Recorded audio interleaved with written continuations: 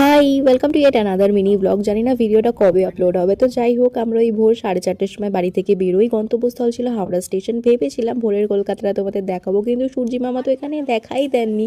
তাই নিস্তব্ধ অন্ধকার কলকাতাটাই দেখো। ভাবা যায় পুজোর সময় ভিড়ের তাড়নায় এই রাস্তাতেই দাঁড়ানোর উপায় নেই। যাই হোক, বাই দ্য টাইম তোমরা তো বুঝেই গেছো আমরা কোথাও তো একটা যেতে চলেছি। তোমরা গেস করে বলো তো কোথায় যাচ্ছি, যদিও আমি আগে তোমাদের সাথে শেয়ার করবো।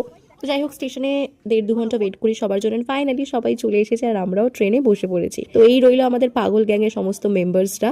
তারপরে পাগলামো করতে করতে খেতে খেতে আমরা পৌঁছবো তো অবশ্যই, বাট খাওয়ার পর একটু ঘুম পেয়ে যায়, তো আমরা না ঘুমিয়ে পড়েছিলাম। জল খাচ্ছি সেখান থেকে ভাগ বসায়।